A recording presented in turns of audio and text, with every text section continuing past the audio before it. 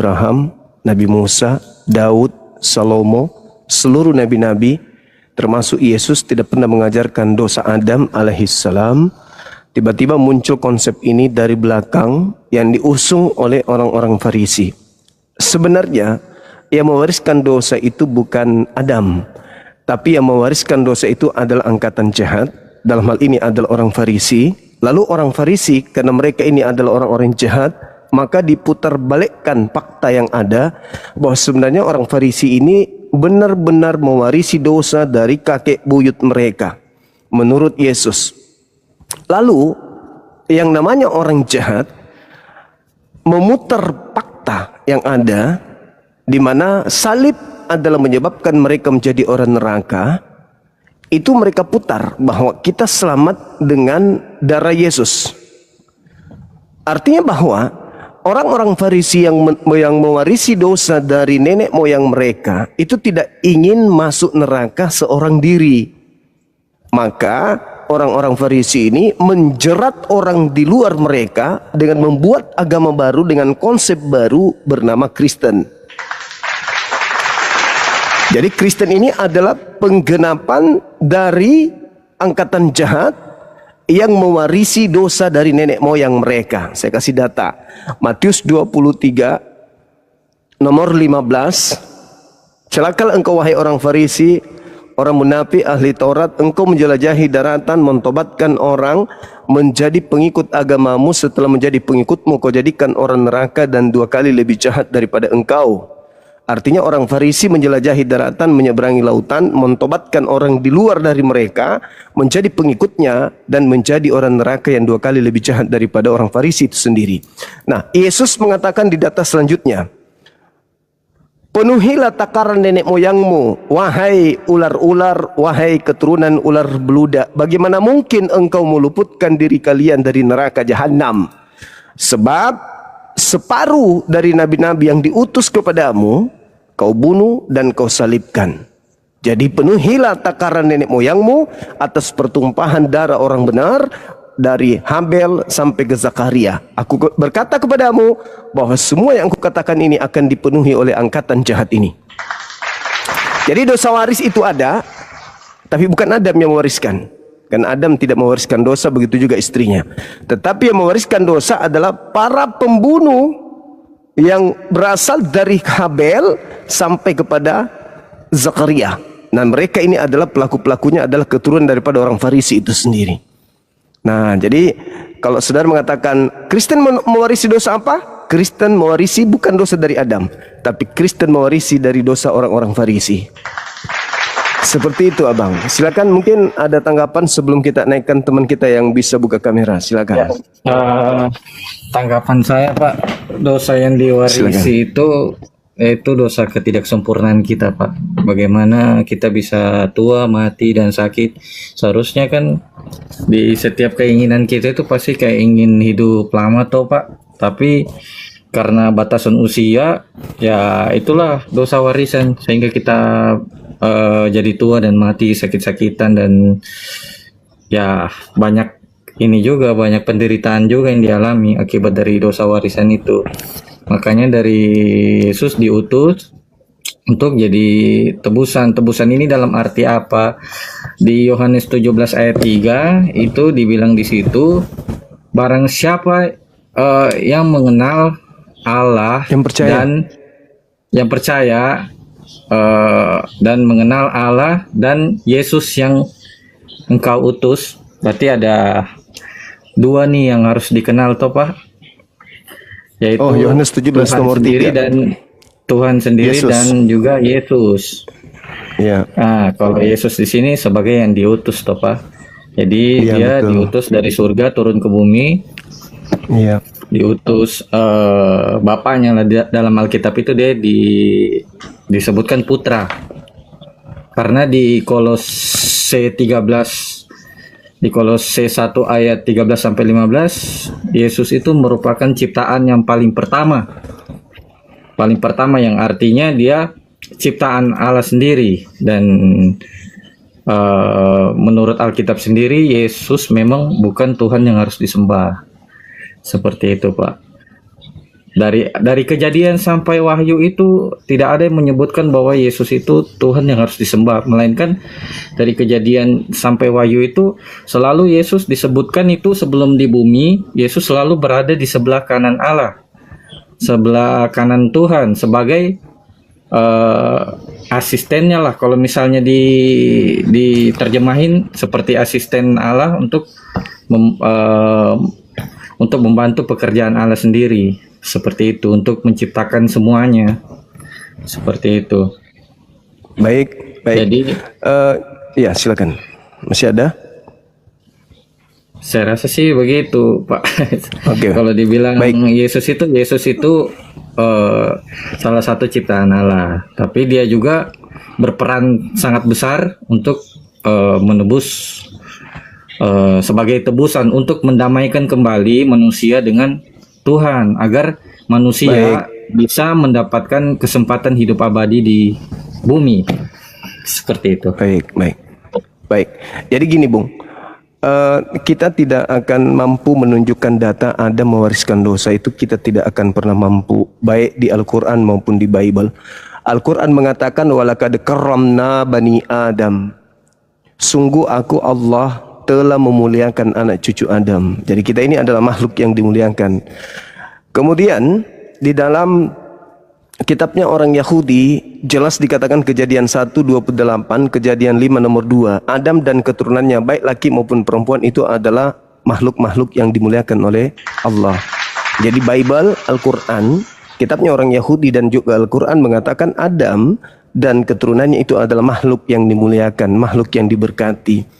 Jadi tidak ada data. Lagi pula Paulus juga dengan terang-terangan mengatakan bahwasanya Adam itu bukan mewarisi dosa. Adam itu adalah oknum manusia yang bukan dia yang melakukan, bukan dia melakoni, bukan dia yang jatuh ke dalam dosa itu sendiri, enggak. Bukan dia. Itu yang perlu saudara pahami. Makanya dikatakan di dalam 1 Timotius 2 nomor 14 nomor 15 bahwasanya bukan Adam yang melakukan pelanggaran, tetapi perempuan. Akan tetapi perempuan itu pun akan diselamatkan jika perempuan itu melakukan ketaatan kepada Elohim. Jadi tidak ada yang mewariskan dosa. Jadi lepaskan fitnahan itu. Kenapa? Karena Yesus mengatakan warisan dosa bukan dari Adam. Warisan dosa adalah dari angkatan jahat. Pewaris dosa yaitu angkatan jahat tidak ingin masuk neraka seorang diri, tidak mau masuk satu kelompok aja, satu regu, yaitu regu mereka saja. Sehingga angkatan jahat ini membuat sekte baru di luar Yahudi namanya Kristen. Kenapa orang-orang Kristen selalu mengatakan Adam mewariskan dosa? Kita ini sudah jatuh ke dalam dosa, kita sudah terpisah dengan Tuhan. Kita tidak lagi bersama dengan Tuhan, maka dibutuhkan kemudian korban yang suci. Maka Yesus itu akan menjadi korbannya, karena darah Yesuslah yang akan menebus dosa-dosa kita. Itu ilmu dari mana mereka ini? Ilmu dari angkatan jahat. Tidak ada diajarkan oleh para nabi seperti itu, termasuk Yesus. Izin ya. Saya boleh jawab sedikit terkait kenapa bisa Adam yang pertama kali mewariskan dosa itu, karena dia sendiri kan yang pertama memakan buah terlarang itu. Di Roma 5 ayat 12 di sini dikatakan oleh Rasul Paulus, itulah sebabnya bagaimana dosa masuk ke dunia melalui satu orang dan kematian melalui dosa, kematian pun menyebar kepada semua orang karena mereka semua telah berbuat dosa. Yang artinya di sini kematian atau dosa itu sendiri berasal dari satu orang. Gitu. Itu ucapan siapa? Itu di Roma 5 ayat 12. Coba abang. Nah, itu orang Farisi. Itu orang Farisi yang bikin, yaitu Paulus. Kan udah aku bilang tadi, Yesus yang mengatakan bahwa orang Farisi menyeberangi lautan, menjelajahi daratan, mentobatkan orang menjadi pengikut ajarannya. Setelah menjadi pengikut ajarannya, dia orang Farisi membuat pengikutnya menjadi orang neraka yang 2 kali lebih jahat daripada orang Farisi itu sendiri. Begitu. Oke? Jadi di sini ini setelah Rasul Paulus sudah menjadi murid Yesus ya, kalau sampai dia menulis ayat ini, artinya dulu sebelum itu memang Paulus itu memang orang Farisi dan namanya Saulus, dan akhirnya dia ketemu Yesus yang sampai membuat matanya, sorry nih bang ya, matanya jadi silau karena cahaya, jadi akhirnya dia berubah bertobat begitu, dan akhirnya menjadi murid Yesus gitu. Iya, jadi izin, kan sudah dinubuatkan orang Farisi menjelajahi daratan, mentobatkan orang menjadi pengikut agamanya, dan yang dua kali lebih jahat. Jadi Paulus ini memang harus melakukan itu. Paulus harus melakukan hal yang sudah dinubuatkan oleh Yesus, bahwa orang Farisi memiliki pengikut yang dia tobatkan menjadi pengikutnya dan menjadi orang neraka. Apa buktinya? Betapa sadisnya ajaran ini ketika Yesus mengecam, engkau akan menanggung pertumpahan darah yang terjadi dari Habel sampai Zakaria. Bagaimana mungkin engkau akan luput dari neraka?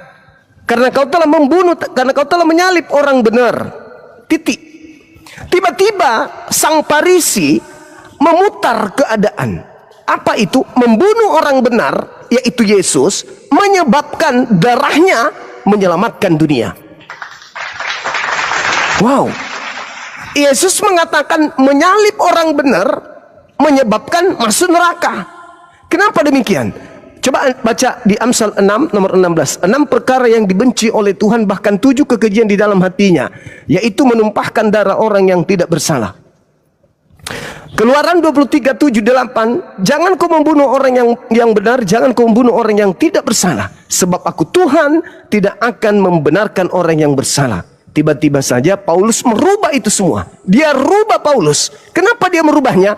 Karena dia ingin menjerat orang di luar sana, para pendosa ini yang bingung mau kemana menghapuskan dosanya, yang bingung terhadap maksiat yang mereka lakukan, kejahatan yang mereka lakukan. Maka Paulus hadir sebagai penawar. Dengan apa? Dengan menjajakan darah Yesus di atas tiang salib. Padahal itu adalah sesuatu kemungkaran yang menurut Yesus tidak mungkin kau bisa meluputkan dirimu dari api neraka. Malah dijual Paulus kebalik.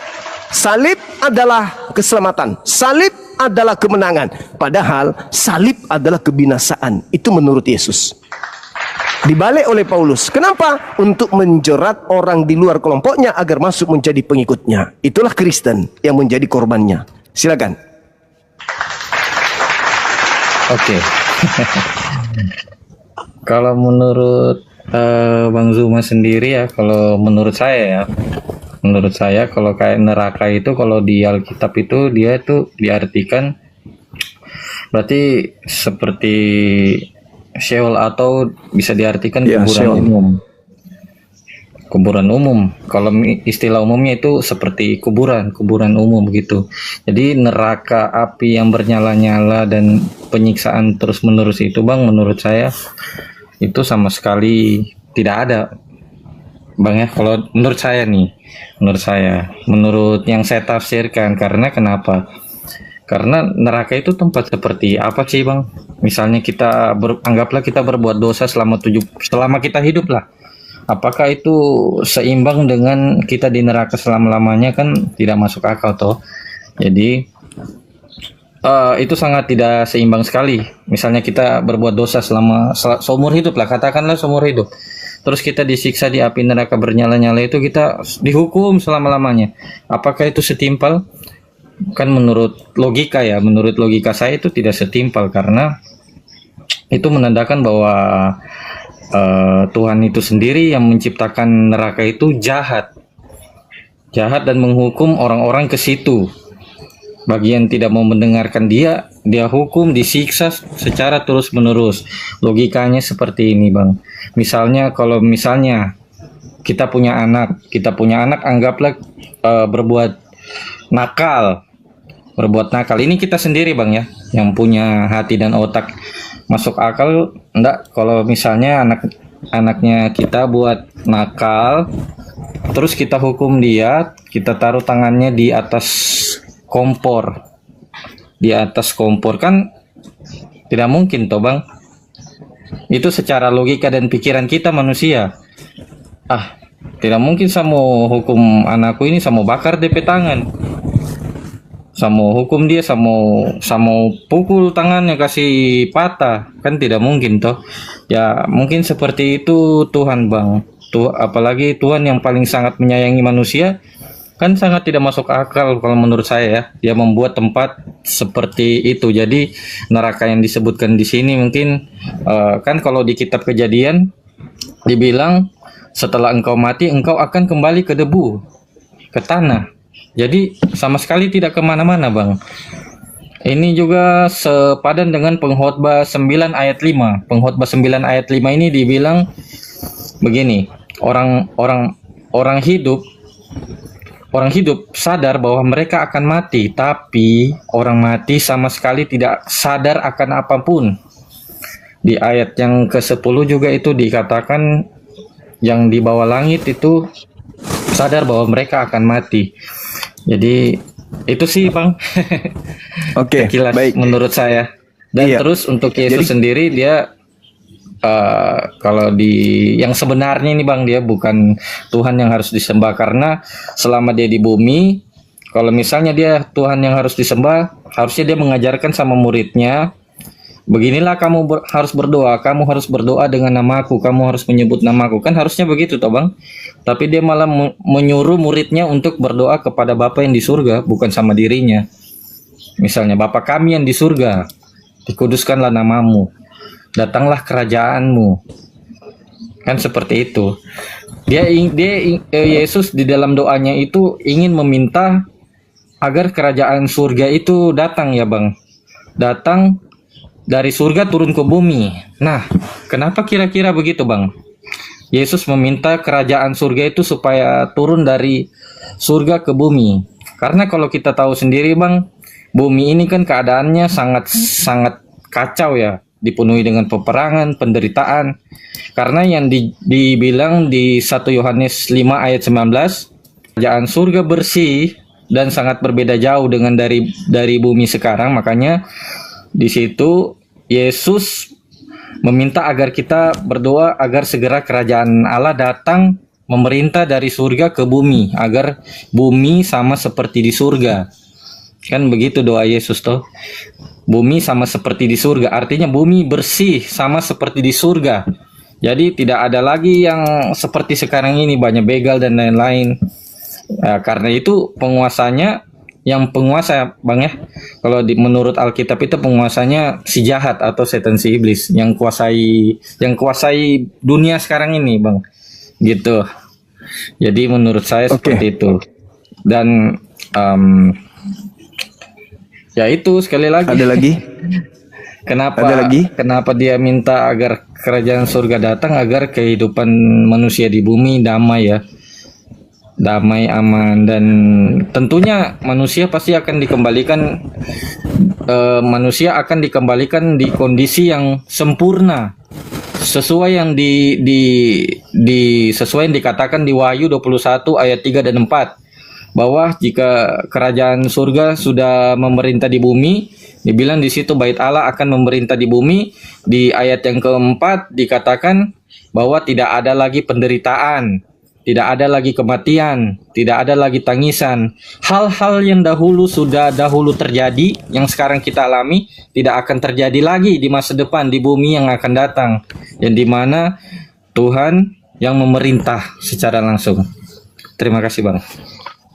Oke, baik.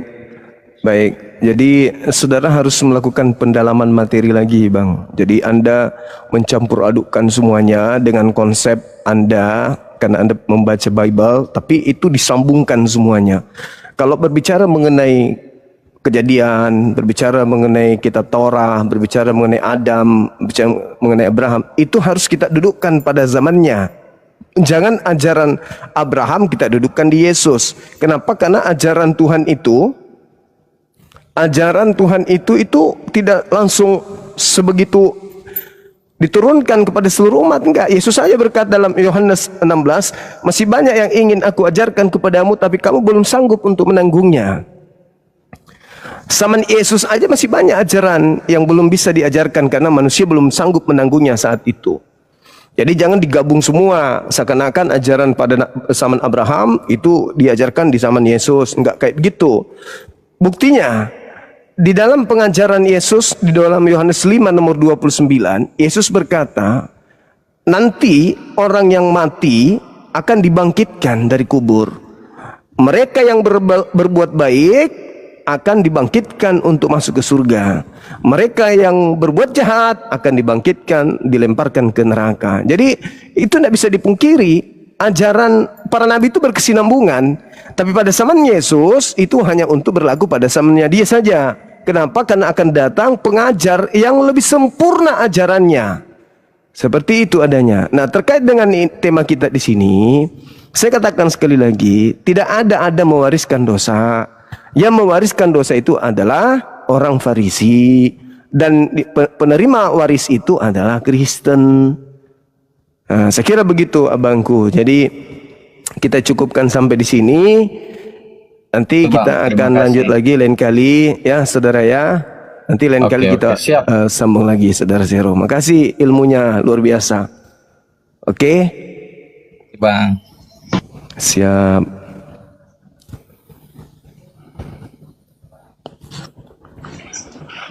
Halo R, jangan turunkan dulu dia bang. Agamamu apa? Iya. Kristen apa? Izin komandan. Sebelum kabur dia. Siap. Kau ceramah kau campurkan sampai begal-begal segala macam. Belajar saudaraku. Belajar. Siap bang.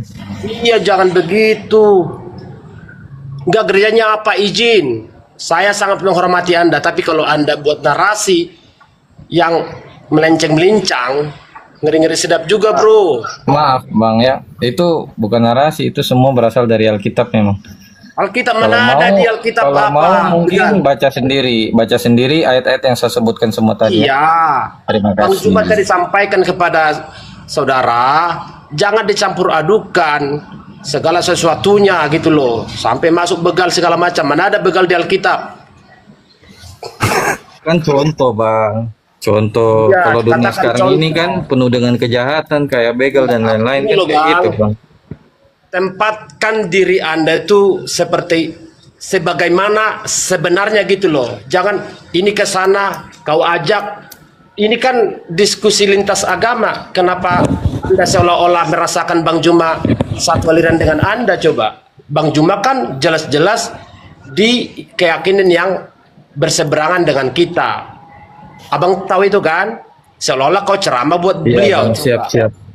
Itu. Siap, Jadi Bang. sampaikan narasimu, pengalamanmu, pengetahuanmu tentang kaidah-kaidah kekristenan kita. Kau bilang tadi Yesus bukan Tuhan. Kalau hanya Yesus saja memang benar. Maka konsep Tritunggal harus kau pelajari dengan sempurna. Jangan pisahkan antara Yesus dan Roh dan Allah Bapa di surga. Nanti akan Ya. Kalau kacang Tritunggal goreng itu ada tadi, nggak Bang. bang dalam Alkitab? Iya, belajar kita. Saya Ada itu Tritunggal dalam Alkitab bang. Setahu Tadi saya itu ada nggak sudah ada. proklamasi Kalau di kemerdekaan Alkitab itu bang nggak boleh menambahkan atau mengurangi ya. Jadi Tritunggal itu dari mana ya? menambahkan sampai begal sama apa segala macam, bukan saya yang menambahkan. Kalau di Bang, dalam diri saya dengar, izin turun ya. di dalam diri Yesus itu benar-benar kepenuhan roh Tuhan, bukan seperti yang Anda bilang Yesus bukan ini, dimasukinlah begal, dimasukin itu. Belajar kita. Bang, kalau saya belajar Alkitab itu Tritunggal nggak ada sama sekali loh. Buka Kejadian sampai Wahyu. Coba, ada nggak yang sebutin Tritunggal? Kalau ada Memang saya nggak kasih ada. uang. Berarti Anda Ya berarti konsep Tritunggal itu sendiri bukan berasal dari Alkitab, tapi Oke, berasal sebentar. dari ajaran-ajaran gereja, Bang. jadi ribut kita di sini gara-gara ente bikin narasi sembarangan. Bukan narasi, gerejanya- kan memang dari Alkitab. Anda yang tidak baca Alkitab. Nggak ada Tritunggal begini beli, nggak ada di kita di Alkitab itu di Baca Bible lagi itu. deh, ada nggak Tritunggal? Coba sebutin ayat yang menyebutkan kata Tritunggal. Ada, memang Itu nggak aja. ada, Ya, paham nggak? berarti emang nggak ada. Di Alkitab sendiri nggak boleh menambahkan atau mengurangi ayat dari Alkitab. Kalau Bapak menambahkan kata Tritunggal itu izin berarti saudaraku. Bapak menambahkan. Izin saudaraku, gerejanya apa? Saya mau bertanya dengan baik-baik, gerejanya apa? Aku Betel. Intinya saya Kristen, Bang. Saya Kristen yang mempelajari benar-benar Banyak Alkitab. Kristen yang sesat juga Kristen bukan, ada. Bagaimana asal sampai- mempelajari, tapi memang benar-benar mempelajari. Sudah Bang. bilang, saya Kristen Protestan Betel, gereja saya. Gereja abang apa? Itu gampang dijawab. Entah gerejanya katakanlah GKI atau Iya, sejenisnya. perpuluhan. Anda itu nggak tanggung jawab bagaimana Kristen begini ngumpat-ngumpat. Tanggung jawab kan emang betul kan? Di Bedanya apa? Alkitab kan emang nggak ada. Coba cari. Kalau ada, Saya udah Pas bilang one emang day. nggak ada kok dibahas lagi gereja. berarti apa? emang nggak ada. Jadi nggak usah dibahas yang nggak ada gitu loh. Singkat kan? Oke, saya tanya gerejamu apa? Gerejaku Betel. Kan simple jawabnya.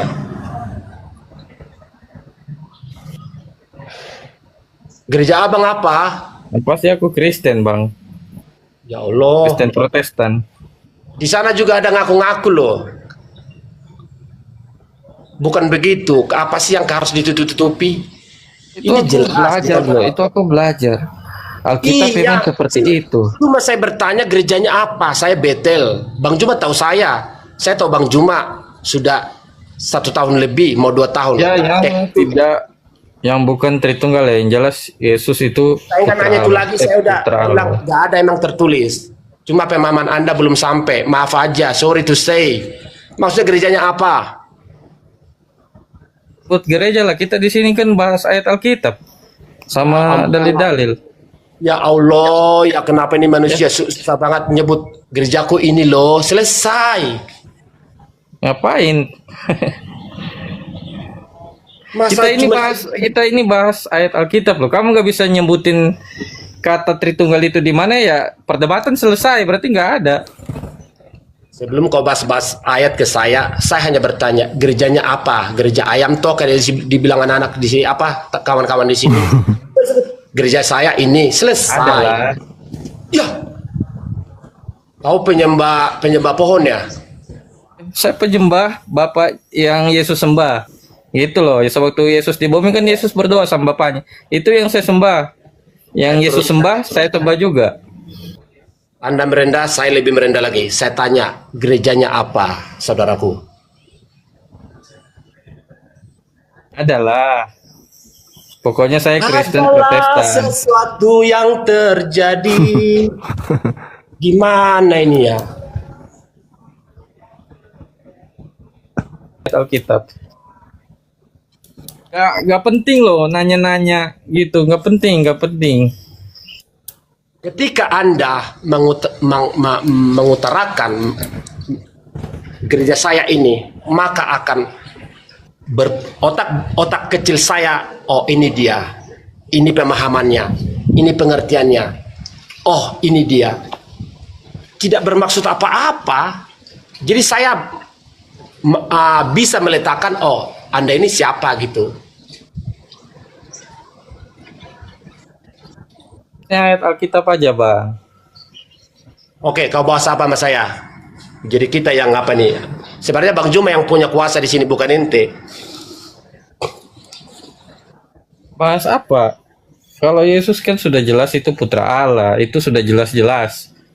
Dan Yesus sendiri bukan Tuhan yang harus disembah karena dia nggak pernah. Saya nggak mau membahas apapun sama Anda karena kita ini kamu warna hitam, saya warna putih kayak gini.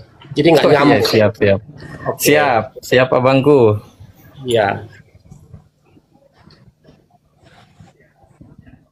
Kan ada Kolose 2 ayat Kolose berapa? Kolose 2 ayat 9. Di diri Yesus itu ada kepenuhan Roh Allah. Jadi apa lagi? Tapi kalau nggak ada pemahaman di sana, ya korslet jadinya. Allah ini yang bagaimana dulu, Bang? Itu bukan pribadi, tapi itu semacam tenaga aktif Allah yang dikaruniakan sama Yesus gitu loh. Tenaga apa lagi? Tenaga sang surya. Jangan bilang tenaga, roh. Ya iyalah. Iya tuh tenaga. Baca lagi, makanya baca lagi Alkitab. Ya Allah. Saya punya grup baca Bible tiap hari 2 ayat. Saya Tapi buktikan. baca Bible tapi nggak mengerti sama sekali soal Bible atau Alkitab.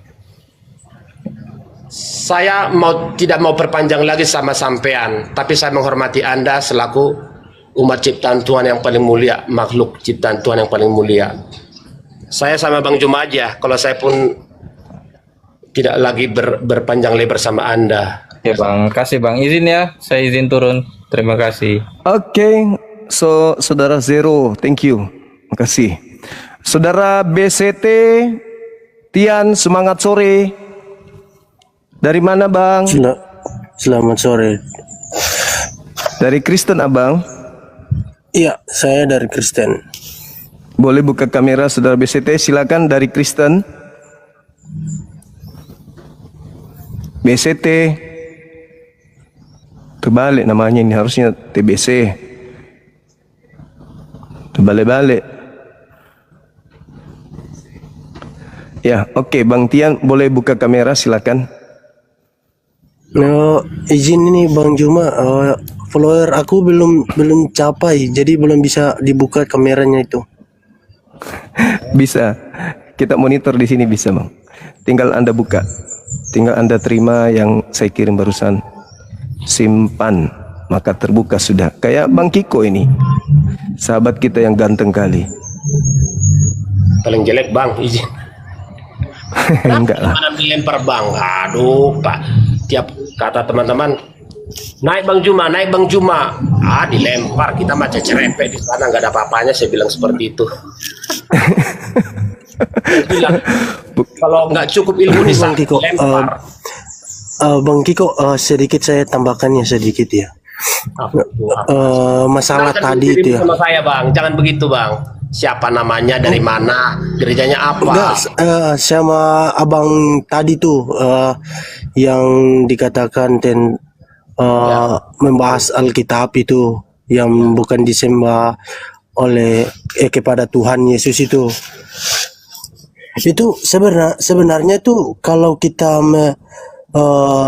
memikir bahwa kita sesama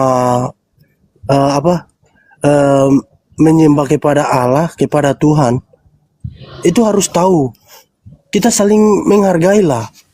Nanti dari agama lain kok berpendapat kok mereka itu sesama Kristen itu saling bertolak belakangnya.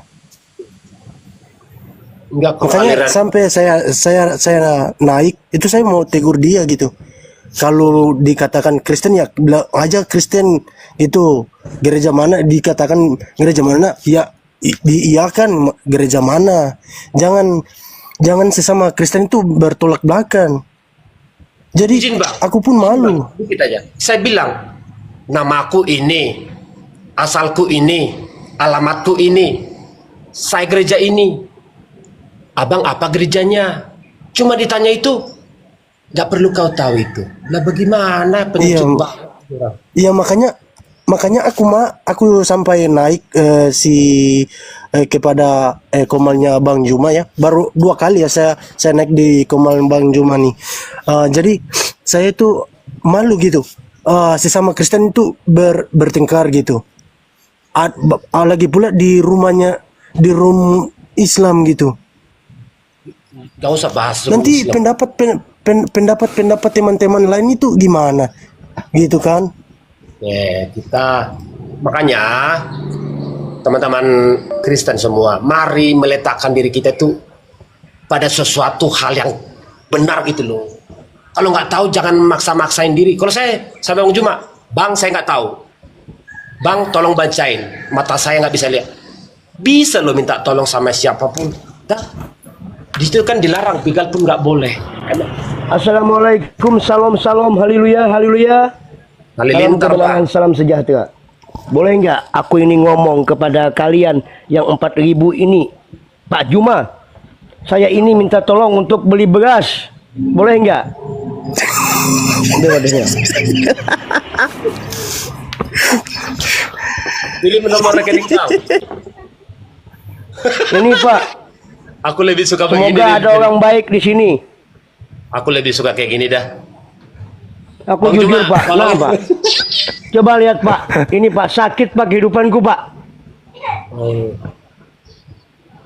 Ini di mana ini Bang? Turun. Di mana posisi? Mana? Posisi di Amuntai, Pak. Mana itu? Amuntai, Pak. Nah, Pak. Amuntai, Pak. Kalimantan Selatan, Pak. Itu Toa, Pak. Itu Toa. Saya udah teriak di Toa, Pak. Udah teriak saya di Toa. Nggak ada yang ngasih beras, Pak. Iya, maksudnya kenapa harus minta beras? Bukannya kerja gitu, Bang? Kerja, apalagi di Kalimantan kan batu pun bisa bertumbuh di sana. Nah, tuh tinggal mancing ikan, ikannya dapat, jual di pasar, laris, beli beras deh. Ya, maka Itu, tapi Makasih ya Bang Juma. Aku udah naik di Komal Bang Juma. Aku pamit dulu ya Bang Juma. Siap. Baik, baik, baik. Oke, Baik, Bang, makasih. Selamat sore semua. Iya, abang yang ini, iya makasih. Abang nanti DM saya aja bang, menyaksikan. Nanti kita ajarin bagaimana caranya mancing ikan. Oke bang, DM saya bang, DM saya. Ya, semangat sore saudara Romi.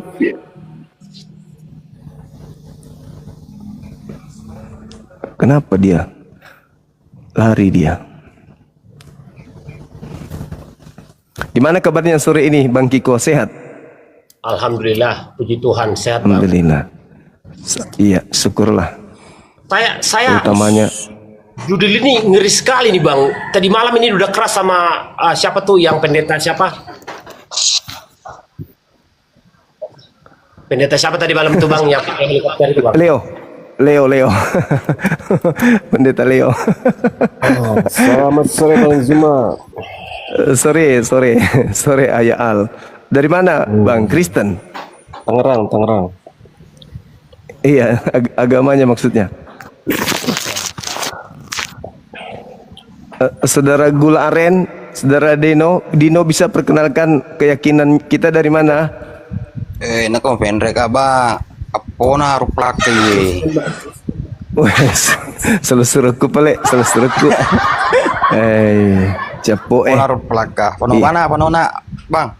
Iya sepok. Oh, Urus Gini semangat. loh Bang. Gini lah. Ayah Al. Artinya yang berwujud Ayah. itu ciptaan ya. Yang tak berwujud itu ya itu Tuhan. Sebenarnya kalau kita pelajari makrifat seperti ajaran Yesus, barang siapa yang melihat aku dia sama melihat Tuhan. Artinya bahwa alam semesta ini adalah cerminan Tuhan. Bias. Yang ada itu sebenarnya Tuhan. Kita ini nggak ada. Sebelah ya menyepelekan ya bagian itu Bang. Katanya Tuhan Ya. kamu nggak kelihatan, ya kan? Ya dibantah pakai ini kalimat yang tadi. Yang berwujud itu ciptaan, ya kan?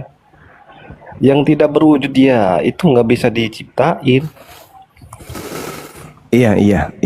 Itu marifat. namanya- Kalau saudara kita Kristen ini, kalau dalam pendalaman materi saya pribadi, saudara kita Kristen ini jatuh ke Helenisme. Bagaimana Tuhan menjadi makhluk, itu Helenisme. Seperti Kolose Iya, aku 2:9. Muslim Bang, aku Muslim. Iya. Maksud saya ilmu makrifat itu nggak bisa kita pakai dialog dengan teman-teman kita Kristen, karena teman Kristen kita itu sedikit menganut Helenisme. Tuhan turun ke bumi menjadi makhluk. Nah itu. Jadi kalau kita pakai makrifat, cocoknya kita diskusi dengan Yesus, jangan dengan mereka. Karena Nabi Musa pun pernah diutus menjadi Elohim, ya kan gitu. Kalau kita lihat di Mazmur 82, orang-orang yang soleh, Kita orang-orang panas, yang Bang, taat, dengerin. orang-orang yang taat, iya betul. Orang yang taat ibadah, orang yang dengerin- tekun menjalankan dengerin perintah sebelah Tuhan, tuh. itu disebut anak-anak Elohim. Iya. Gimana? Dengerin Mbak Mikana itu kayak gimana ya, bikin panas kita gitu. Kalau Muslim itu nyembah yang tidak ada. Gitu. Iya. Pokoknya Nggak apa-apa. bikin panas lah itu. Padahal ya yang mewujudkan itu ciptaan ya kan, yang diciptakan. Iya. Yang berwujud aja pasti itu ciptaan. Dia pengennya berwujud Tuhannya. Iya, itulah yang saya katakan Gitu aja, tadi. Bang. Makasih Helenisme. kesempatannya, Bang. Baik anaknya Al. Makasih. Sehat selalu Bang. Oke, silakan Bang Kiko, ada yang ingin disampaikan? Saya tadi agak kurang setuju melihat Bang Juma ribut sama ibu-ibu itu, tapi nggak terlalu penting saya sampaikan. Apa ibu-ibu? Abang Juma tadi bahasa apaan? Roda 4, BABI. Subhanallah, aduh ampun. Bang Juma kok seperti itu? Bahas lintas agama. Kok yang dibahas sampai buka YouTube? Ya ampun. Turun, ampunilah Bang Juma, ampun. Ya. Enggak, maksud saya gini ya Bangku. Maksud saya gini. Setiap agama itu punya sisi di mana oknumnya itu melakukan kesalahan.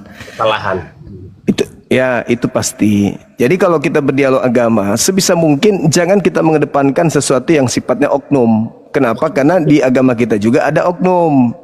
Makanya saya perlihatkan tadi itu, supaya mari kita membahas tentang sesuatu yang mendidik. Jangan bahas itu, karena di kamu juga ada yang begitu, gitu maksudnya. Supaya kalau nanti besok naik mau bahas itu lagi kan, wah, Bang Suma juga sudah punya bahan ini, jadi bahas yang lain, masuk ke tema atau apa gitu, begitu maksudnya. Kan saya nggak pernah memulai ya Bangku, nggak pernah. Bahkan orang-orang abang selalu mengembalikan kepada supaya kembali normal gitu. Jangan menyerang pribadi. Kadang-kadang aku dengar seperti itu. Tapi ini yang disebut itu kadang-kadang nggak paham gitu ya. Paling sini bahas dasar. Jadi aduh ampun dah. Tapi udahlah itu nggak mau bahas ibu-ibu. Orang saya ampunilah ya Allah. Saya baru lihat artikelnya, ternyata Adam di Persia, saudaraku, tidak mewariskan dosa. Tapi di kami, ini versi saya, bukan saya. Maka tadi saya nggak terima itu kabar itu. Menurut saya nggak boleh loh seperti itu. Kecuali menerangkan. Iya, silakan Bang, silakan. Ternyata di Persia, di keyakinan teman-teman, bahwa Adam itu tidak mewariskan dosa seperti itu ya. Tapi kalau kami yang kami pelajari dan kami punya pemahaman itu, memang secara genetik Adam itu kan orang pertama, the first people di Taman Eden yang Tuhan ciptakan lewat kuasanya.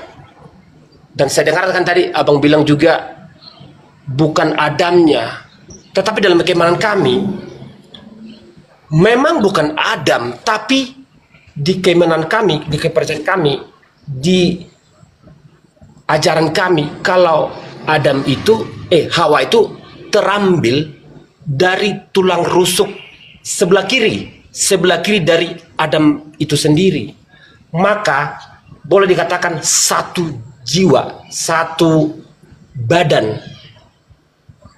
Tulang rusuk yang hilang salah satu sebelah kiri. Maka tidak ada alasan, bukan saya, dia.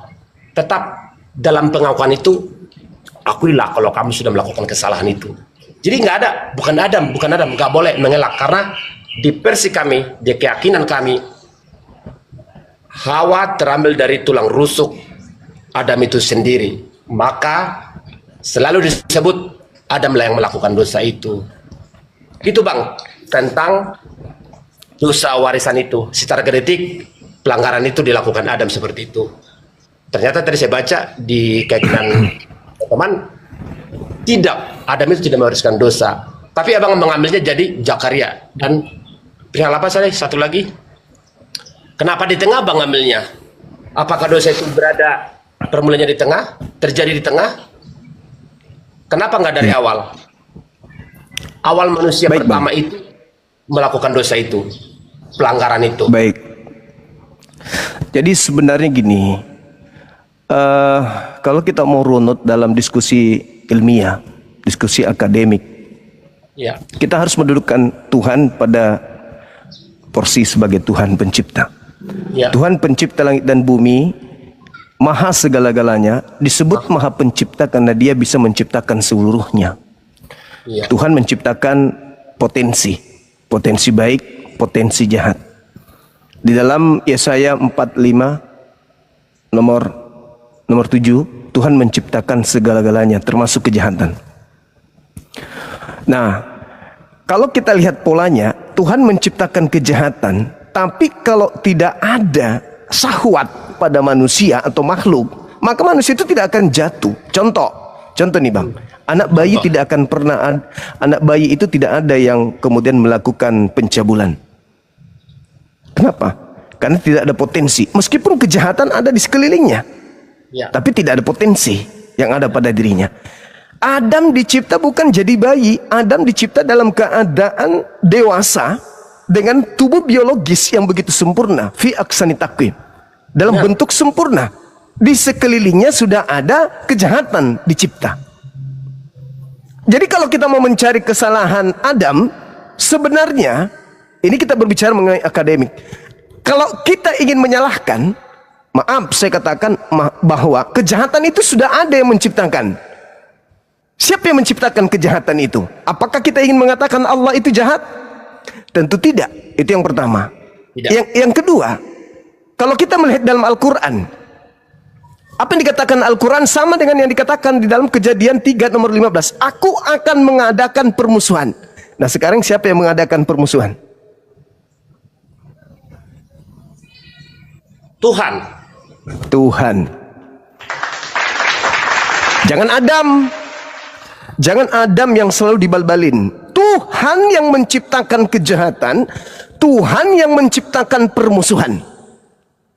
Al-Quran mengatakan begini, Bismillahirrahmanirrahim, qala habitu ba'dukum li ba'd adu walakum fil ardi mustaqarru wa mata'un ilahin. Turunlah kalian ke bumi, sebagian kalian akan menjadi musuh sebagian yang lain. Siapa yang menjadikan itu? Tuhan. Berarti iya, silakan. Kita bicara perjanjian lama ya. Oke, teruskan Bang. Iya. Nah, jadi Tuhan yang menciptakan, Tuhan yang mengadakan itu seluruhnya. Manusia hanya berpasrah. Baiklah kami menciptakan manusia berkuasa laut, darat, udara. Ada konfirmasi nggak kepada manusia? Nggak ada. Seketika kun fayakun. Mazmur 33 nomor 9. Kun fayakun. Jadi maka jadilah. Adam dicipta dengan kodrat yang ada, potensi yang ada. Adam dibekali potensi jahat, potensi baik. Itu keadaan. Tuhan yang menciptakan keadaan itu, bukan Adam. Nah, kita tarik benang merah nih. Aku Tuhan ingin menciptakan makhluk di bumi. Harus kupersenjatai dia. Dengan apa harus kupersenjatai? Potensi, pengetahuan baik, pengetahuan jahat. Karena kapan tak ada potensi itu, dia tidak bisa melumpuhkan dunia. Di dunia ada binatang buas. Di dunia ada bencana alam, di dunia ada angin topan, di dunia ada gempa bumi, di dunia ada kebakaran, di dunia ada sengat, di dunia ada iblis. Turun dia seperti kerah, tanpa tahu baik dan jahat, tidak akan mungkin dia melumpuhkan bumi. Jadi sekali lagi, potensi ketika kita menuduh Adam mewariskan dosa, berarti kita sedang menghujat Allah yang telah menciptakan dia dengan keadaannya. Itu. Nah sekarang kita ikuti keinginan saudara kita Kristen. Gara-gara ludam, lu sih nakal. Nah, kita sudah di bumi nih sekarang. Apa kata Adam? Aku dicipta lengkap dengan senjata, kelamin. Diberikan pula wanita, ada kelamin. Aku pasti beranak cucu.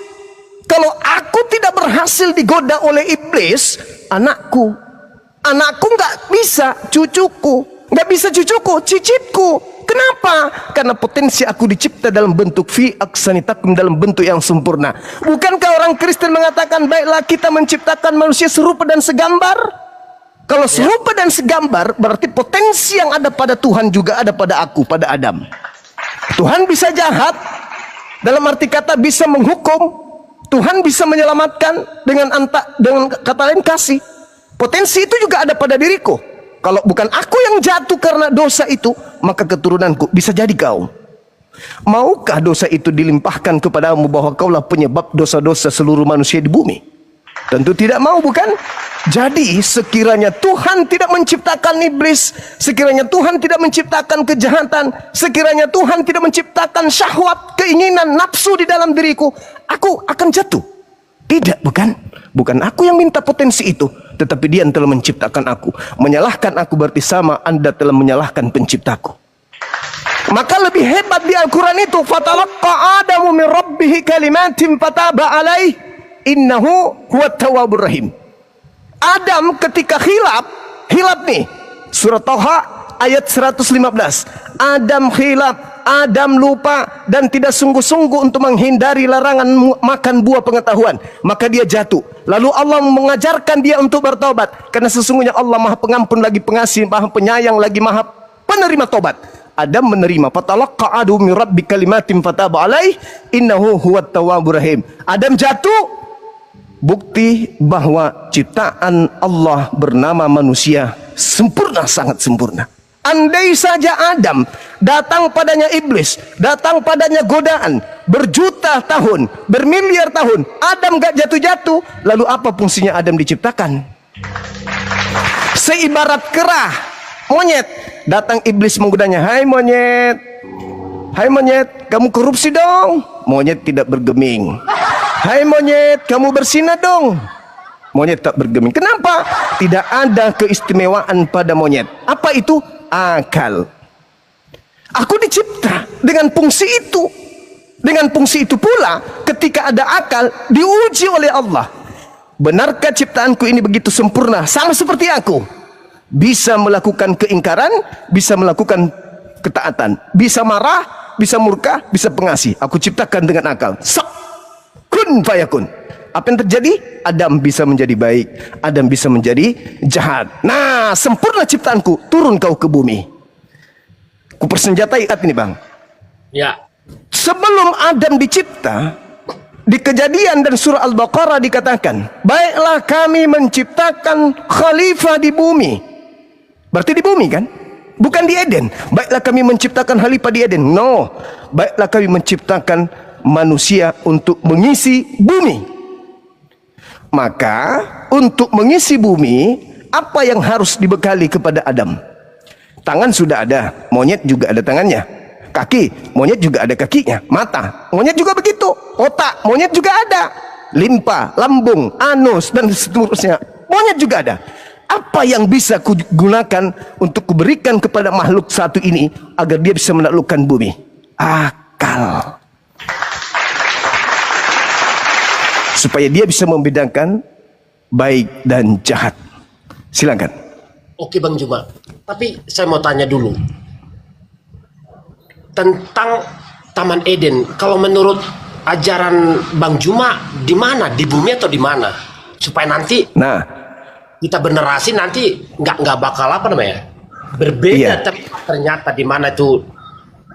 Kalau di kami kan ya adanya di Irak sana lah, kira-kira seperti itu. Oke, baik. Al-Quran maupun kitabnya Yahudi mengatakan Adam dicipta bukan di bumi. Kalau abang saya mau tidak percaya, silakan Anda buka Kejadian 2, Bang. Boleh Anda baca sekarang nomor 1.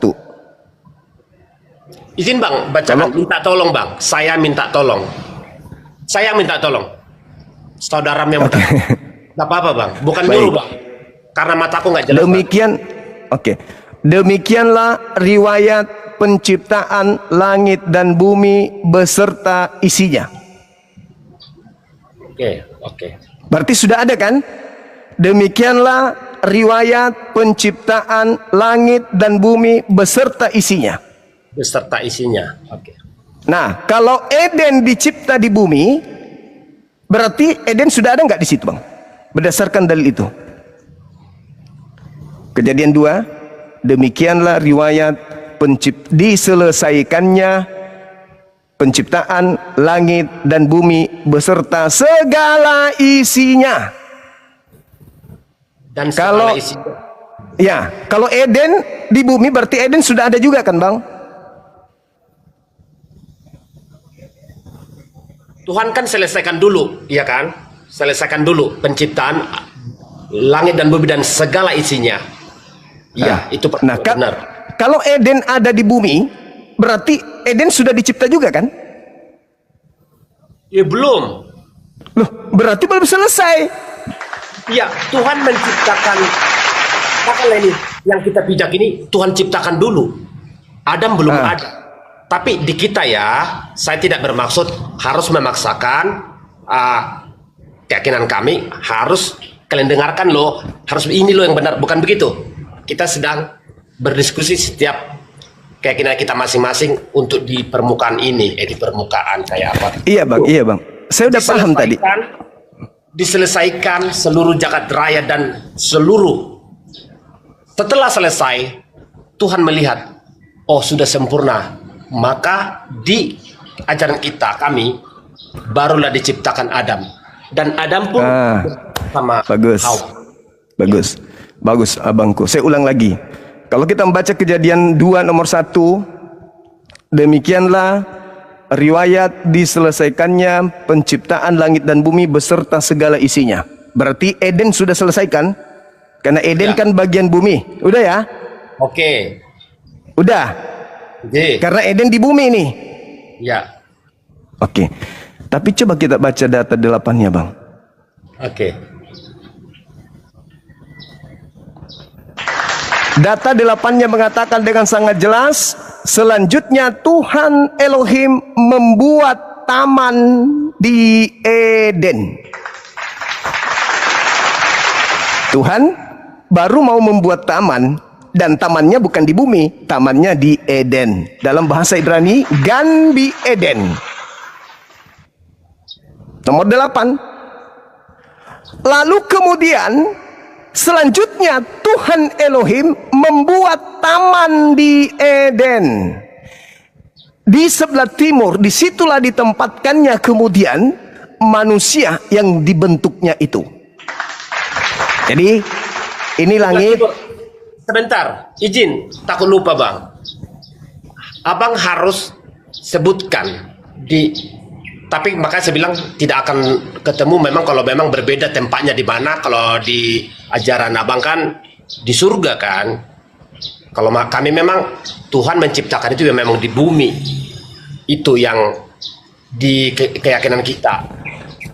Makanya Abangku, ada langit di sebelah timur. Apakah disebut di surga di sebelah timur? Tapi kalau di dunia ada sungai besar 4 nih. Saya tanpa melihat karena saya sering baca ada sungai 4 besar, sungai besar 4, Tigris, Efrat. Gak apa-apa bang kita ini bang. Saya juga senang belajar banyak bang. Iya. Jadi kalau dikatakan di dalam pengajarannya Yesus, banyak orang dari timur dan barat yang akan datang duduk bersama Adam, makan bersama di surga. Jadi makan bersama itu dari timur dan barat. Itu Yesus sendiri yang sampaikan kemudian kepada pengikut-pengikutnya. Jadi tidak mungkin kalau hanya gara-gara kata itu maka dijadikan sebagai dasar pijakan nggak ada timur, nggak ada barat. Sementara itu adalah alam. Matius 8 nomor 11. Kita akan duduk bersama dengan orang banyak dari timur dan barat, duduk semeja dengan Adam di surga. Izin Bang Juma. Siap. Jangan kita masuk dulu ke perjanjian baru. Karena setiap saya dengarkan Bang Juma yang saya hormati ini, jangan kau pakai perjanjian lama. Itu kitabnya Yahudi. Oke, aku turutin dulu Bang Juma nih. Nanti ya Bang Juma jangan sampai. Iya enggak, saya cuma berikan data terkait timur barat apakah ada di surga kan gitu maksudnya. Ternyata menurut Yesus timur barat ada di surga kan gitu. Jadi kembali kepada kejadian 2 tadi. Langit dan bumi sudah diselesaikan penciptaannya beserta segala sesuatu yang ada di dalamnya. Kalau taman itu adanya di bumi, berarti kan sudah selesai penciptaannya tadi. Itu Tuhan yang mengatakan, katanya di dalam Kejadian 2 nomor 1. Penyelesaian langit dan bumi beserta apapun yang ada di antara keduanya itu sudah diselesaikan.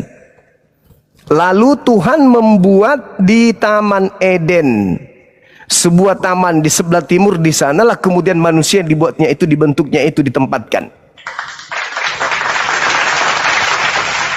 Kira-kira di mana timur itu Bang Juma? Coba jawab. Coba Bang, di Gimana? mana kira-kira? Biar narasi alur pikiran kita itu nyambung secara logis gitu ya. Di Iya. mana kira-kira? Kan di bumi tuh mau dibuatkan taman Eden. Kira-kira di mana Iya. lah bagian mana bumi gitu. Kami ya berkata itu kami sebut di Irak. Kalau kami yang secara keimanan kami secara tempat gitu ya, di Irak Bang. Ya, oke. Terlepas dari itu Bang Kiko, di Kejadian 2 nomor 1 ini bisa nggak kita pertanggungjawabkan bahwa segala sesuatu yang menjadi isi daripada langit dan bumi itu sudah selesai dicipta. Terus kenapa Eden, kenapa taman itu baru mau dibuat? Tadi katanya sudah selesai. Kan khusus buat taman Bang, Taman Eden buat Adam itu. Bukan Taman Eden. Nah, ini kesalahan saudara kami Kristen karena selalu menganggap Taman Eden.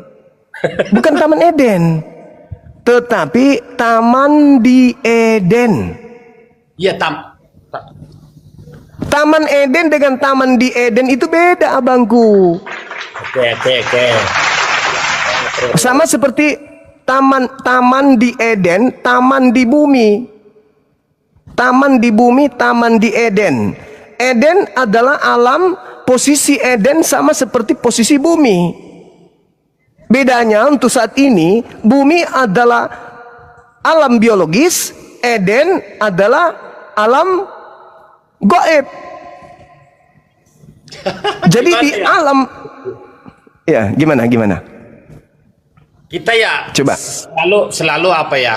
Tidak ada sih keinginan untuk memaksakan untuk seperti Iya. yang pikiran saya. Sebaliknya Bang Juma juga demikian. Bahasa Timur itu sangat tidak apa ya, maksudnya kan kalau dibawakan kayak hal yang di surga gitu loh. Bukannya Tapi kenapa? Timur Tenggara, Selatan, Barat Daya, Barat Laut, Utara Timur Laut. Tapi di surga gak ada sebenarnya. Ini logika berpikir ya, bukan memaksakan. Iya, oke, baik. Nah, karena kita berlawanan dari segi itu, Iya. maka saya bawa penyampaian Yesus di Matius 8:11 tadi. Kenapa dibantai itu Bang? Kan Yesus sendiri yang mengatakan itu. Akan banyak orang yang makan bersama semeja dengan Adam dari timur dan barat.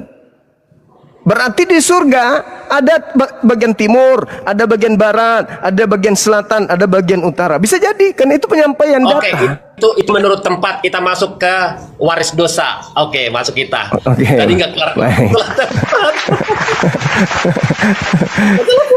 Oke. Aku nggak mau maksain. Ini versi Oke. dari situ versinya sudah. Baik. Ya. Oke, Waris. baik Bang. Oke. Terkait dosa waris. Saya menemukan data di 1 Timotius 2 nomor 14-15 itu. Saya nggak mau. Bang Juma harus konsisten. Abangku sering saya dengarkan, jangan pakai itu, bukan itu itu hukum orang Oh, Yahudi. nggak bisa. Tunggu Bang, tunggu. Oke, Anda udah salah sepakat. kalau Oke. nggak. Saya terima. Oke. Oke, saya terima.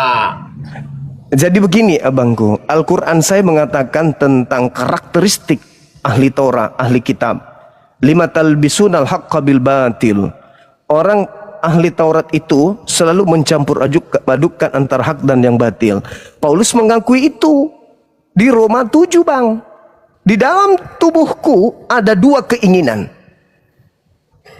Keinginan dosa dan keinginan Tuhan. Ada dua keinginan. Dan yang berkuasa pada diriku, kata Paulus, adalah keinginan dosa. Ini pengakuan Paulus sendiri, bukan pengakuan saya. Anda sahabat saya boleh baca di Roma 7. Bagus kalau abang saya yang baca. Dan ngeri kalau abang baca itu. Ngeri serius. Ngeri kali abang yang baca kali ini. Oke, nanti saya tanya. Itu sebelum pernyataan itu sebelum bertobat atau sesudah? Sesudah bertobat. Ngeri kali, nanti saya baca Bang. Nah, Masuk silakan. ini. Ya, judul Bang, jangan Rasul Paulus. Enggak, Oke, aku enggak, baik. enggak ngelak. Masuk Oke. dulu kita ke judul. Nanti Saya baca. bernarasi. Roma bab berapa tadi Bang? Nanti saya baca tugas saya tuh dari Abang. Roma 7 data nomor 13 sampai data nomor 13 sampai data 25. Anda baca dengan melepaskan kopi dulu, kopi setengah gelas. Matius 23 nomor 15. Celakalah engkau wahai ahli Taurat. Ini bukan omong kosong ini Yesus. Celakalah engkau wahai orang Farisi, celakalah engkau wahai orang munafik, engkau menjelajahi daratan, menyeberangi lautan, mentobatkan orang menjadi pengikut agamamu. Setelah kau jadikan menjadi pengikut agamamu, kau jadikan dia orang neraka yang 2 kali lebih jahat daripada engkau sendiri. Stop, takut lupa. Stop. Terima kasih. Silakan. Ini bahasa stop bukan bermaksud tidak sopan ya. Saking Ya, dekatnya lanjut. ini loh. Oke. Siap. Saya suka Bang juga keras nih. Saya suka yang keras-keras. Silakan. Saya mau tahu dari abangku sendiri. Versi Farisi. Ini abang harus jujur di sini. Versi Farisi yang abang sebut. Versi mana nih? Farisi yang mengikuti ajaran Yesus atau yang menolak? Jadi jangan Farisi Bang. Nanti jadi kacang Garuda nanti Bang. Izin Bang Juma ya. Versi Baik. mana reaksi abang tegas? Baik saudaraku.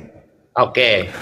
Jadi Farisi yang dimaksud di sini adalah yang menjelajahi daratan, yang menyeberangi lautan, yang mentobatkan orang di luar untuk menjadi pengikutnya, dan yang melakukan itu hanya satu oknum, Paulus. Gak ada yang lain. Abang mau apa sih sebenarnya? Kok benci banget sama Paulus?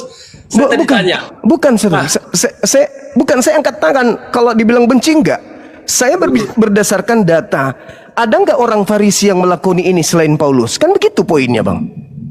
Aku mau pendapat ini kalau masih Paulus yang dulu. Makanya saya berkata, karena kita baca ya, kalau kepintaran sih saya selalu sama Bang Juma. Saya maksudnya gini Bang, pastikan Farisi yang mana nih? Yang menolak ajaran Kristus atau yang menerima ajaran Kristus? Jadi kalau abang Paulus kan udah menerima ajaran Kristus Bang. Nah, tunggu dulu.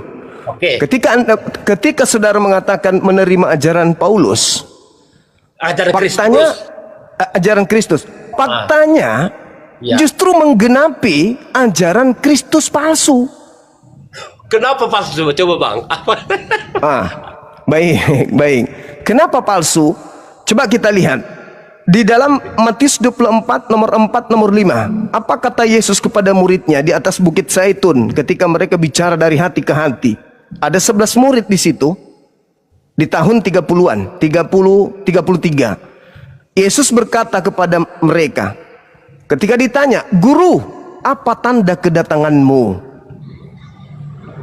Kan sudah mau pergi. Yesus sudah mau terangkat ke langit. Tapi dia ditanya, "Apa tanda kedatanganmu?" Kata Yesus begini, "Waspadalah agar kalian jangan disesatkan. Sebab akan datang banyak penyesat memakai namaku dan berkata, akulah Kristus." Ke 11 murid. 11 murid. Di Oke. Bukit Zaitun. Nah, Oke.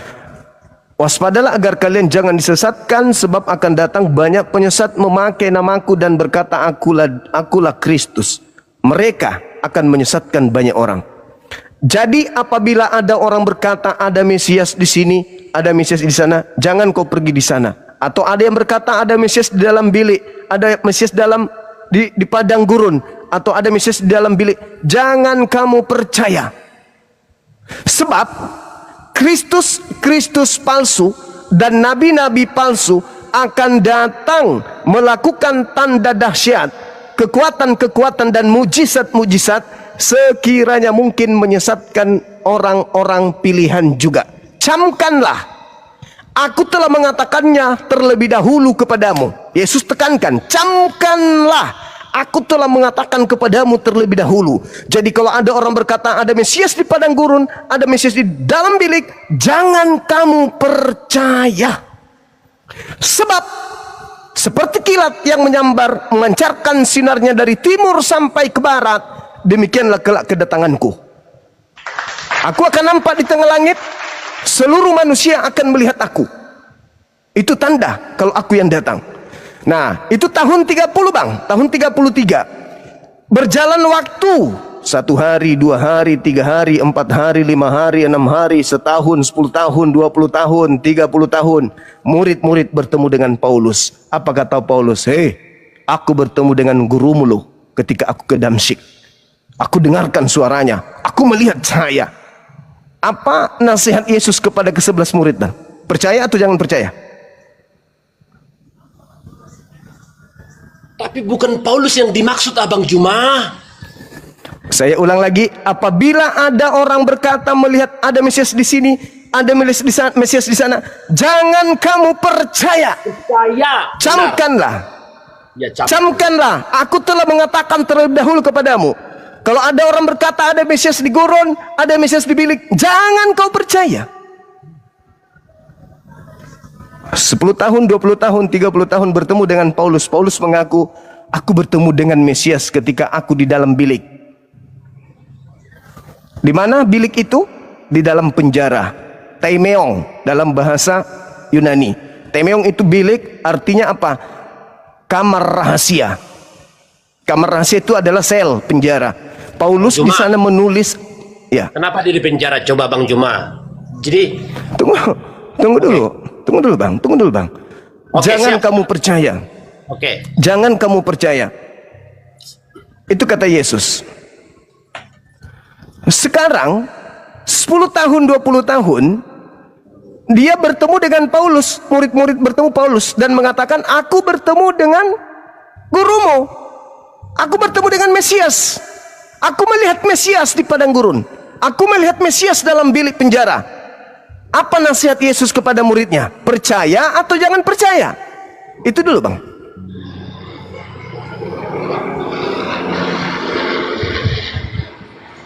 Percaya.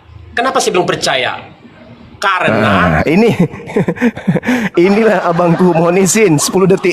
Inilah yang Yesus katakan, orang yang ditobatkan oleh Farisi ini orang neraka yang 2 kali lebih jahat. Jelas datanya melarang jangan percaya. Abangku tanpa beban mengatakan percaya. Naudzubillah tsumma naudzubillah. Masih ada kesempatan, silakan. bukan Paulus yang dimaksud. Tapi ini saya benarkan ketika Paulus belum bertobat. Nah, kalau tentang pertobatan Paulus, Yesus juga nubuatkan Paulus. Iya bang. Anda boleh baca di dalam Matius 12 nomor 43 sampai 45. Itu pertobatan Paulus tuh. Begini Bang Juma, sampai Paulus itu mati pun bukan mati biasa Bang. Demi Itu menggenapi nubuatan. Celakalah engkau wahai ahli Taurat. Celaka bang. Celakalah engkau wahai ahli Taurat. Kata Yesus, kata Elohim apa? Ulangan 18 nomor 20. Tetapi seorang nabi yang begitu berani mengatakan sesuatu atas namaku, apa yang tidak pernah aku katakan, maka bunuhlah dia. tadi kata Bang nih, tapi lupa. Celakalah kau ahli Taurat. Itu bagi ahli Taurat, orang-orang yang sesepuh, yang merasa pintar, mereka yang disebut itu orang Farisi yang tidak mengikuti ajaran Yesus Bang. Bukan Paulus. Paulus itu dulu iya benar, tapi kemudiannya Paulus itu mengikuti ajaran Yesus Bang Juma. Ampunilah Oke, dia. baik saudaraku.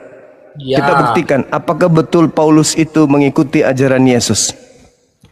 Siapa yang membatalkan haramnya babi? Itu dulu. Siapa yang merubah Sabat ke Minggu? Siapa yang merubah satu Tuhan menjadi 3 pribadi? Siapa yang mengajarkan Taurat itu sampah? Siapa yang mengajarkan tidak ada orang selamat karena hukum Taurat?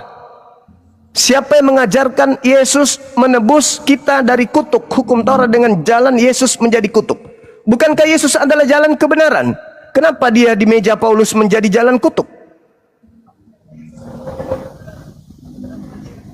Lagi semata-mata terpaku pada hukum Taurat karena aturan ini ribet. Kalau hanya berlaku pada hukum Taurat perjanjian lama, ya kami tidak terselamatkan Abang Juma. Bagaimana? Saudaraku, Yesus mengatakan waspadalah kepada nabi palsu yang datang kepadamu nyamar seperti domba, padanya adalah serigala yang buas. Matius 7 nomor 15, Matius 24 nomor 15. Apabila sang pembinasa keji duduk di tempat yang kudus. Jadi pembinasa keji ini duduk di jabatan yang bagus, yang suci, yaitu rasul. Dia akan memutarbalikkan hukum sebagaimana yang dinubuatkan oleh Nabi Daniel. Memutarbalikkan hukum, merubah hari-hari raya.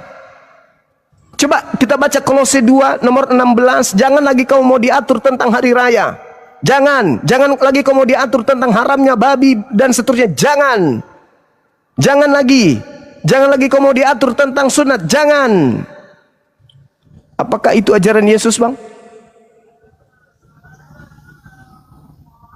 Sementara Yesus mengatakan Matius 5 nomor 19, barang siapa yang meniadakan hukum Taurat meskipun yang paling terkecil, lalu dia mengajarkan kepada orang lain, maka dia akan menempati tempat terhina di dalam kerajaan langit. Benar. Pertanyaannya, apakah Paulus meniadakan hukum Taurat meskipun yang paling terkecil? Tidak meniadakan. Tidak meniadakan. Inilah yang dimaksud 2 kali lebih jahat, Bang. Paulus mengatakan Efesus 2 nomor 15, dengan matinya Yesus di atas tiang salib, Yesus telah meniadakan hukum Taurat beserta segala perintah yang ada di dalamnya. Paulus yang aku, bukan aku. Jadi bukan aku benci Paulus, bukan. Aku sayang kalian. Saya minta hikmat setiap saya mendengarkan Bang Juma. Kenapa sedemikian kerasnya Bang Juma ini terhadap Paulus? Sebenarnya yang Abang Juma terima sebelum dia bertobat salah. Sesudah bertobat juga Abang nggak terima dua-duanya. Bagaimana Abangku sejujurnya? Saudaraku, Ganas bagaimana ganas loh. Bahkan iya. itu, Bang. Iya, betul. Sekarang coba kita lihat di dalam nubuatan tentang dia. Di dalam Matius 12 itu. Apabila orang itu bertobat, iblis yang ada di dalam dirinya keluar mencari penghentian. Tetapi iblis itu tidak menemukan penghentian di luar. Maka dia kembali ke orang yang tadi bertobat. Setelah orang itu dia kembali, dia menemukan orang itu betul-betul bersih. Lalu dia keluar kembali mencari 7 roh jahat yang jauh lebih jahat daripadanya. Lalu masuk kembali kepada orang yang bertobat tadi, sehingga orang yang bertobat tadi semakin jahat daripada sebelumnya. Dan semua itu akan ditanggung oleh angkatan jahat ini. Sekarang, saudaraku, apakah orang bisa menyesatkan dengan menampilkan kejahatan? Atau dia berpura-pura memperlihatkan kebaikan, baru bisa menjerat? Bagaimana orang yang bisa menjual uang palsu? Kalau dia tampilkan kepalsuan duitnya, pasti dia tampilkan sisi yang kemirip-miripan dengan yang asli, supaya bisa menjerat orang banyak. Makanya dikatakan, celakalah. Yesus mengatakan, waspadalah kepada orang Farisi. Waspadalah kepada ragi orang Farisi. Waspadalah. Dan Yesus mengatakan, Farisi yang mana, Bang? Farisi yang mana? Yang menjelajahi daratan, yang menyeberangi lautan. Astagfirullahaladzim, Bang Juma, sedih banget aku, Bang. Ya, itu dalil, saudaraku. Udah. Paulus kan sudah mengikuti ajaran Kristus di akhir hidupnya, Bang. Kenapa selalu dia Ajaran yang mana? Ajaran yang mana yang dilakoni oleh Kristus, oleh Paulus dari Yesus? Ya, ajaran yang mana? Satu aja kalau ada. Paulus tidak pernah menghilangkan hukum Taurat. Kalau Paulus tidak menghilangkan Taurat, maka tidak ada 13 kitab yang dibuatnya. Hanya akan melanjutkan Taurat itu. Ulangan 4 nomor 2, jangan kau menambahi, jangan kau mengurangi. Malah Paulus meniadakan hukum Torah di Galatia 2:16, sebab tidak ada orang yang selamat karena menjalankan hukum Taurat. Nomor 21. Jika engkau berharap masih ada kebenaran di dalam Taurat, maka sia-sialah kematian Yesus. Maka Yesus Kristus tidak berguna bagimu. Maka kau akan keluar dari kasih karunia jika kamu mengharapkan ada kebenaran di dalam Taurat. Saya ulangi lagi, tidak ada seorang pun yang selamat karena hanya melaksanakan hukum Taurat. Tuh, Kata siapa? Sementara Tuhan mengatakan, Ulangan 30:11, hukum yang aku berikan kepadamu hari ini tidaklah sukar dan tidaklah jauh. Masa Tuhan mau dikalahkan sama abang saya ini? dua kata,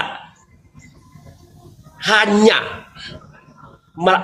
melakukan, hanya loh, bukan meniadakan. Saya tidak menghilangkan. Biar disimak ya. Maka satu kata, dua kata berubah kemana-mana bang, berabe bang. Iya. Saya mengatakan kepada saudara saya bahwasanya ketika Anda mengatakan hukum Taurat itu tidak dibatalkan, Ya. orang-orang yang melakoni Taurat itu disebut Yudaisme. Sabat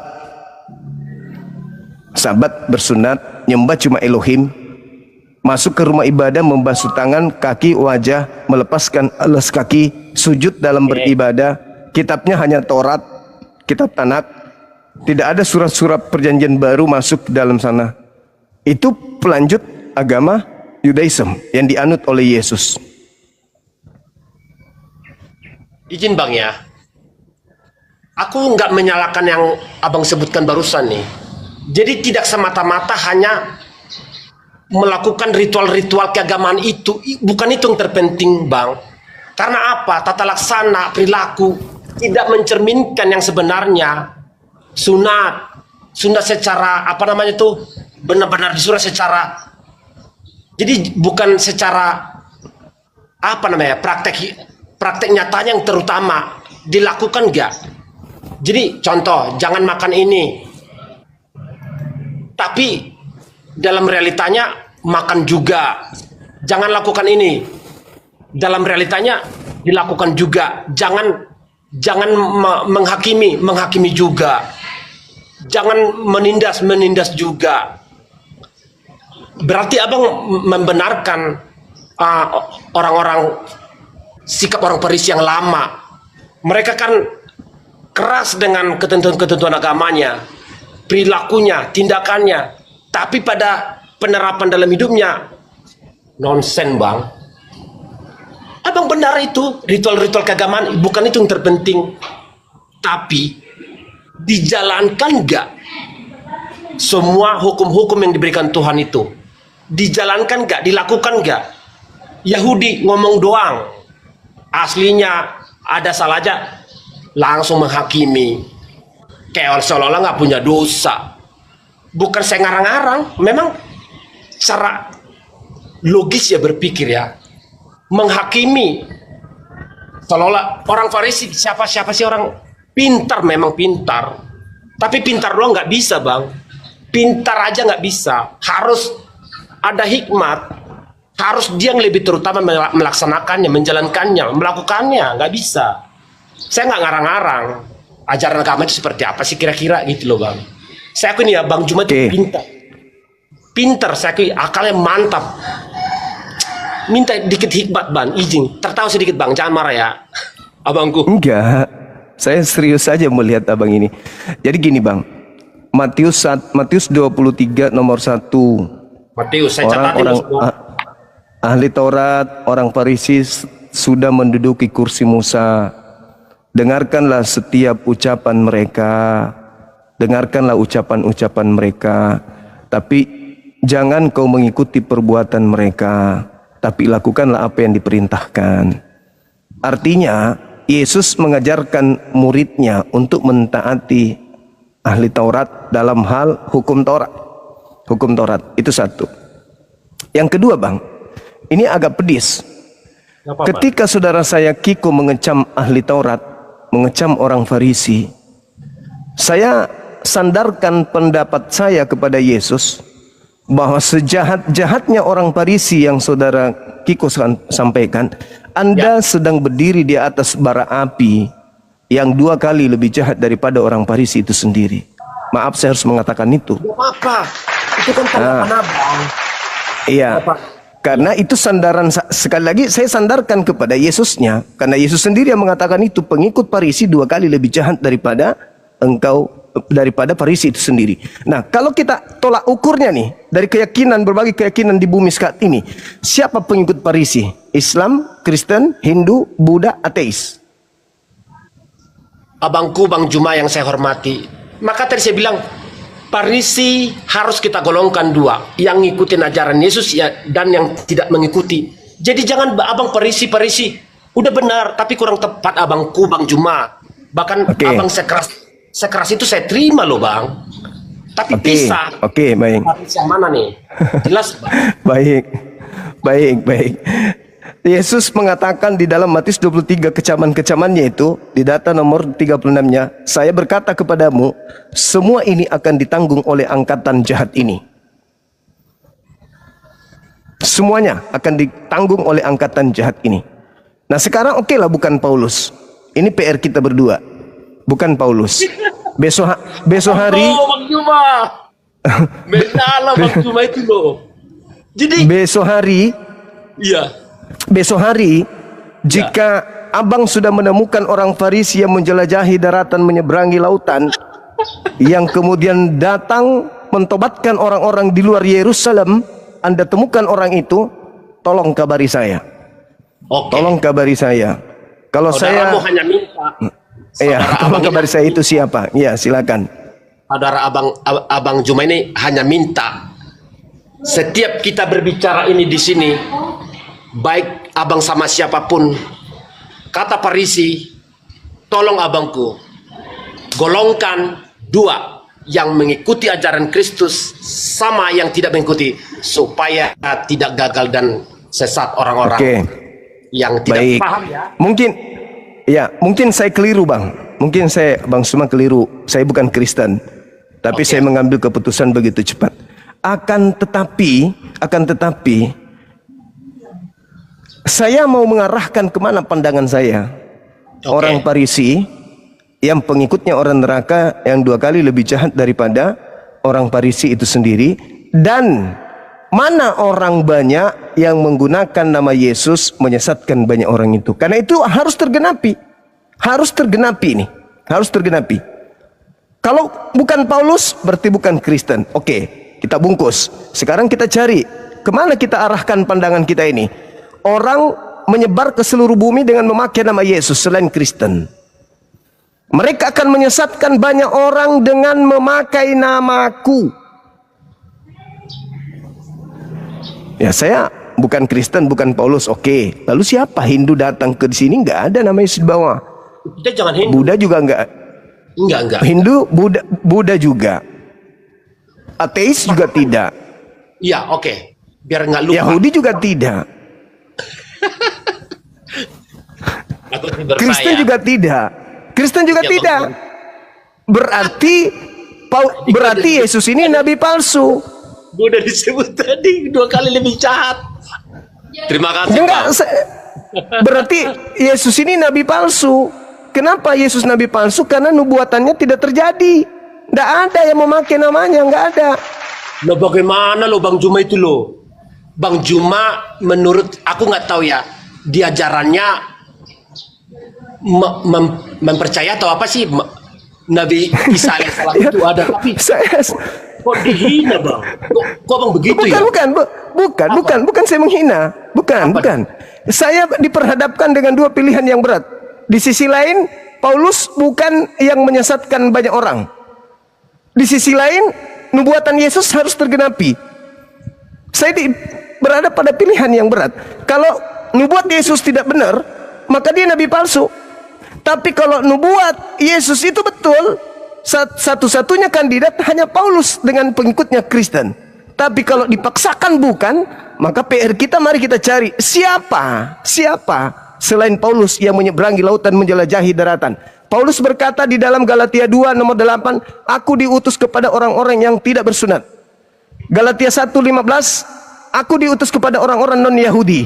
Nah, yang lain mana selain Paulus? Nyebrang lautan, menjelajahi daratan. Siapa orang Farisi itu? Ada dua kelompok. Iya, mana kelompok yang satu? Yang berseberangan dengan Paulus itu yang mana Farisinya? Yang menganiaya murid-murid Yesus selain Paulus itu yang mana? Karena tanda-tanda penyesat itu terlebih dahulu menganiaya engkau. Di mana tertulis? Lukas 21 nomor 8 nomor 12. Sebelum kau dianiaya, sebelum penyesat itu melakukan aksi, maka terlebih dahulu penyesat itu menganiaya engkau, menyesak engkau, membunuh engkau, memasukkan engkau ke rumah-rumah ibadat, menghadapkan engkau kepada raja-raja dan imam-imam. Siapa pelakunya? Bukan Paulus, Bang Suma. Oke, suntik aja aku supaya aku lupa ingatan. Suntik biar Bang Suma lupa. Bahkan ada saya baca Bang Juma, ketika jemaat-jemaat di Antioquia di beberapa tempat. Sat, nyalain lampu dong. Gimana Bang? Ketika ada beberapa tempat jemaat-jemaat seperti di Antioquia, di Roma, bahkan di tempat-tempat yang lain, ketika terjadi clash, kesepahaman, justru Paulus yang membuat kedamaian itu ada buat jemaat-jemaat tersebut. Akhirnya mereka mengalami pemahaman yang benar. Tapi kenapa ya selalu Paulus yang disalahkan? Bang Juma itu loh, kenapa ya? Justru kehadirannya itu selalu membuat apa namanya, jemaat-jemaat itu jadi paham ajaran itu begini loh yang sebenarnya. Pada masa itu banyak memang timbul nongol, kalau dibilang bahasa lucunya tuh nongol, ajaran-ajaran yang mengaku-ngaku bukan yang dimaksud Paulus. Bahkan hal itu berlaku buat sekarang juga. Bayangkan loh Bang Juma yang saya hormati sekarang, ada orang di zaman ini loh, sebentar lagi kiamat, termasuk salah satunya yang dimaksud itu saya kaitkan dalam hal itu. Sebentar tahun 2000 sekian kiamat, 2000 sekian kiamat, termasuk ini nabi-nabi palsu, termasuk. Jangan sampai kita tertuduh hal itu juga Bang. Jujur, saya sangat menghormati Bang Juma. Anda itu benar luar biasa pintar. Sedikit minta main mata sama Tuhan, diberikan hikmat. Tertawa dikit Bang, tadi gua 2 kali lebih jahat dibilang gua dibilang Bang Juma 2 kali lebih jahat. Aku gak marah. Teman-teman saya mau bilang ya, kalau diskusi gini, kuasai diri, kami gak ada, biasa. Saya dibilang 2 kali lebih jahat, saya santai. Kan beliau hanya mengatakan tuh seperti ini loh, kira-kira kayak gitu loh. Jadi jangan marah. Yang tadi tuh kesurupan, jangan. Kuasai dirimu, kasih kesejukan buat seluruh penonton yang kita hormati. Jangan begini nih, tetap santai loh, nggak ada emosi, nggak ada. Gua dibilang 2 kali lebih jahat, gua salto dulu dah. Enak aja Bang Juma. Gua dibilang lebih jahat 2 kali, gua salto. Salto. Cia.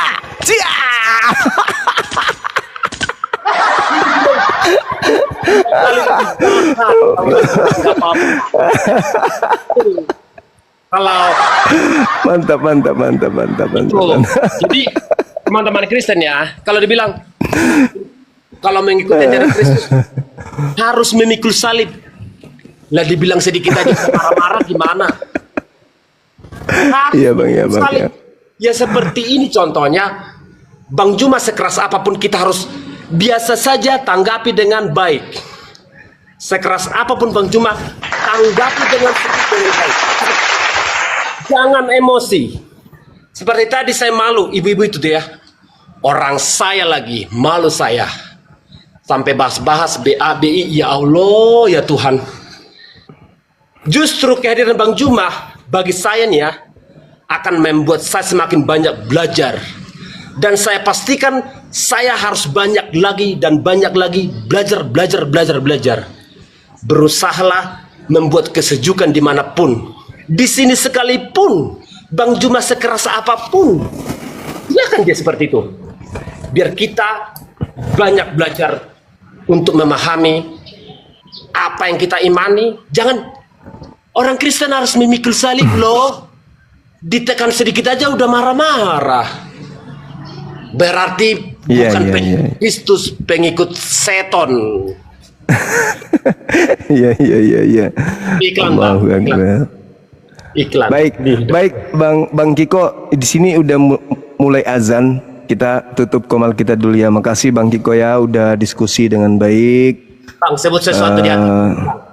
Sebut sesuatu di atas, teman-teman.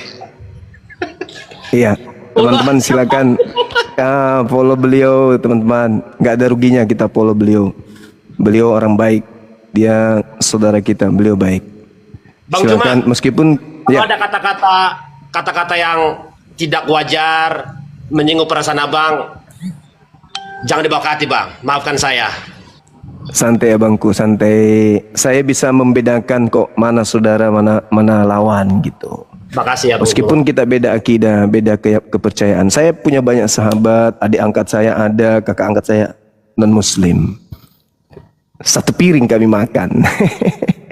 Santai aja. Santai kita.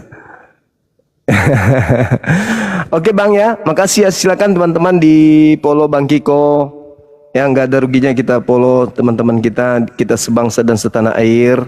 Kita bisa menjelaskan tentang keyakinan kita karena ada lawan diskusi. Tanpa mereka kita tak ada diskusi kan gitu.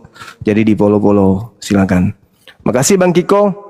Nanti kita jumpa lagi insya Allah. Saya ibadah dulu Bang. Nanti istirahat kita dulu. Nanti kita akan jumpa lagi ya. Makasih ya. Kita turunkan ya Bang Kiko ya. Bye. Sehat terus abangku. Tetap ceria, jangan lupa bahagia. Menjadi orang Indonesia yang baik terhadap sesama. Thank you. Kami turunkan.